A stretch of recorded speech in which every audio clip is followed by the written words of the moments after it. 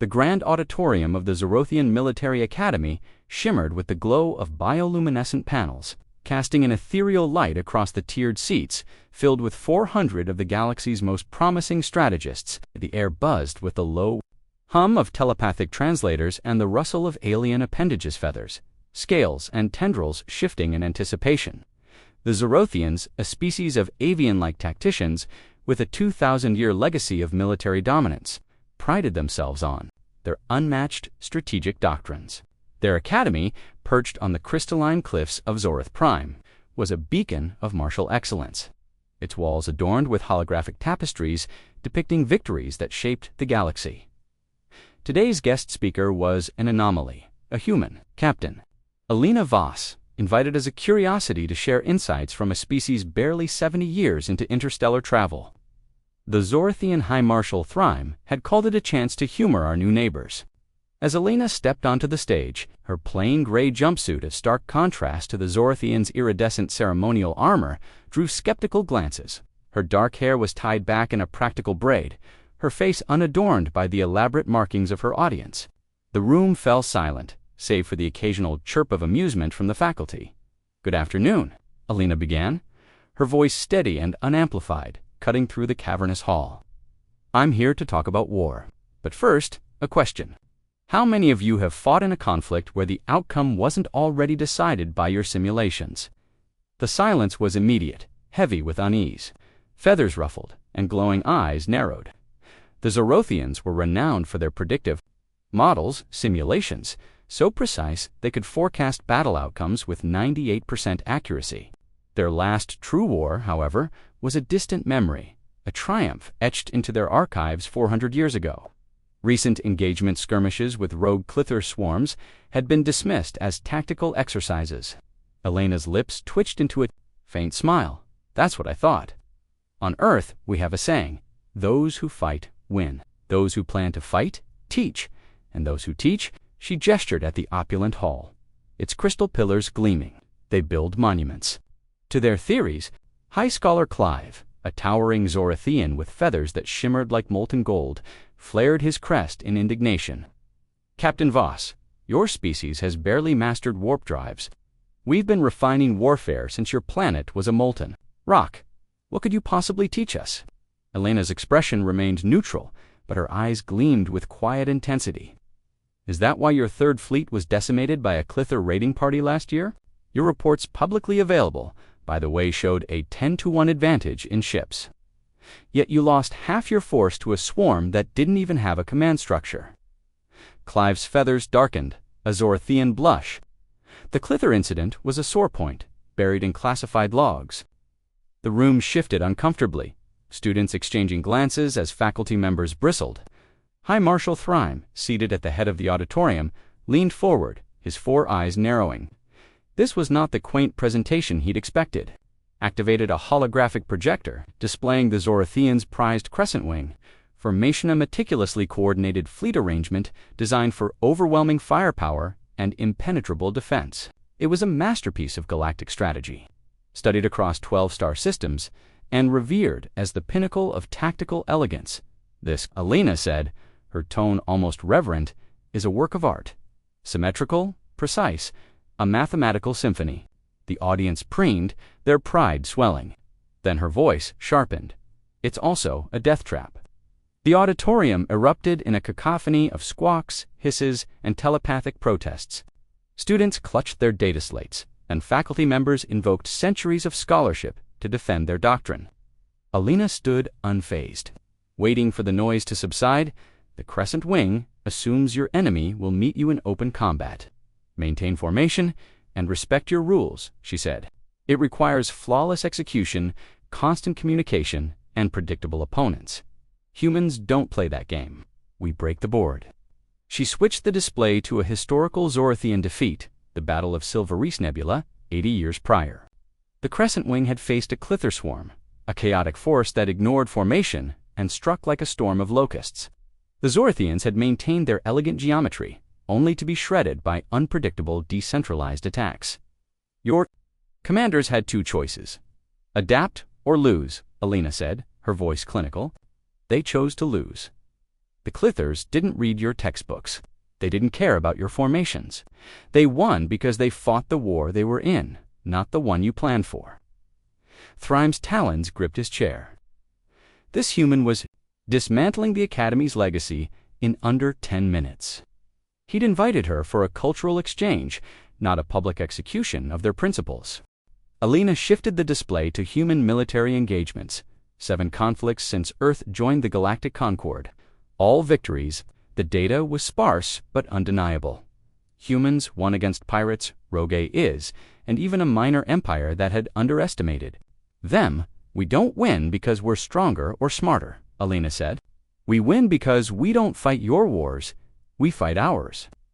She highlighted a campaign against the Voran Dominion, a militaristic empire that had targeted human colonies, expecting an easy conquest.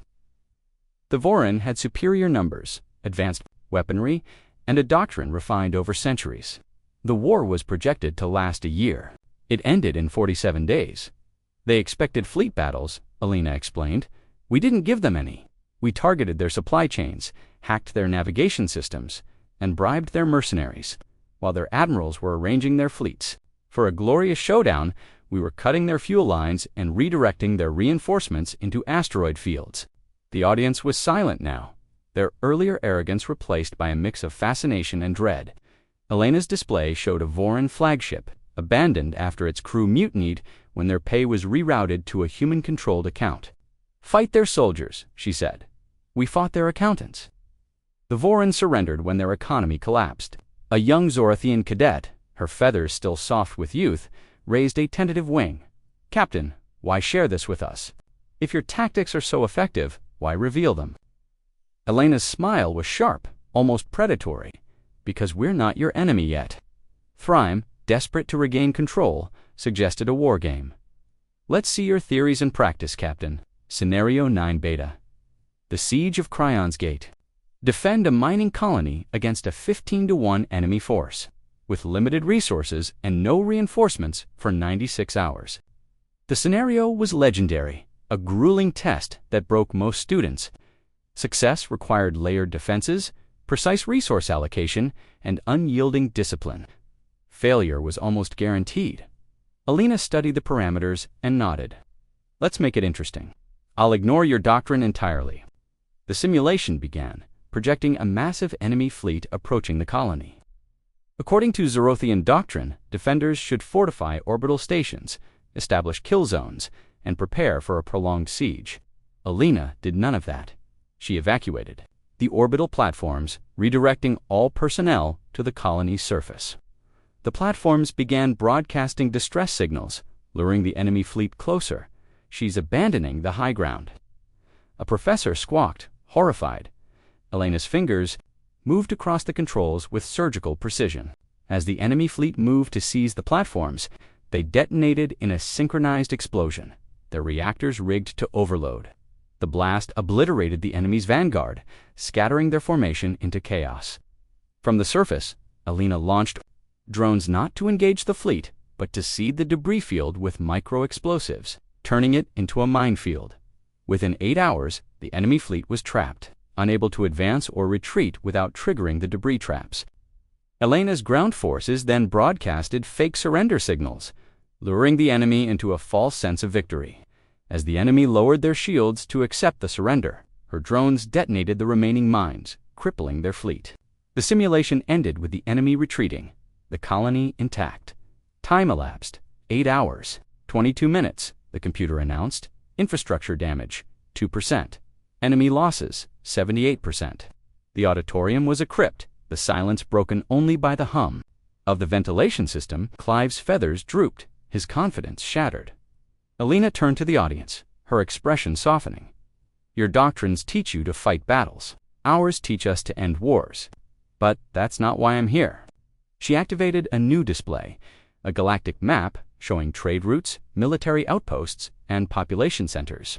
It pulsed with data, economic instability, rising piracy, and border conflicts threatening to escalate. Your system is collapsing, she said, not in a century, not in a decade within your lifetimes. Resource wars, refugee crises, entire civilizations crumbling because you're too busy perfecting your formations to see the bigger picture. Thrime stood, his voice trembling. "What are you proposing, Captain?" "Not conquest," Elena said firmly. "Collaboration. Humans don't want to rule you. We want partners. But if you can't adapt, if you can't work together, we'll have no choice but to step in. Not out of ambition, but survival. Because something's coming, something bigger than your fleets or our tricks." She gestured to the map, zooming out to show the galaxy's edge, where uncharted systems glowed faintly. There are signals out there, patterns we can't yet decipher, movements in the dark that don't match any known species. We can face it together, or we can face it alone. Your choice. As Elena gathered her data slates, the auditorium remained silent. Students scribbled notes, their minds racing with new possibilities. Faculty members exchanged uneasy glances, their certainties unraveling. Thrime approached her, his feathers dull with resignation. "Captain Voss," he said quietly, "what happens to those who can't change?" Elena's eyes met his, and for a moment she looked almost sorrowful. "You become history. Systems that don't evolve get replaced by those that do." She paused at the door, turning back with a final thought. "Oh, and hi, Marshal. When you draft your retirement notice, recommend Commander Lin for next month's seminar. He's going to show you why we've been holding back our real strategies." Today was just the warm-up.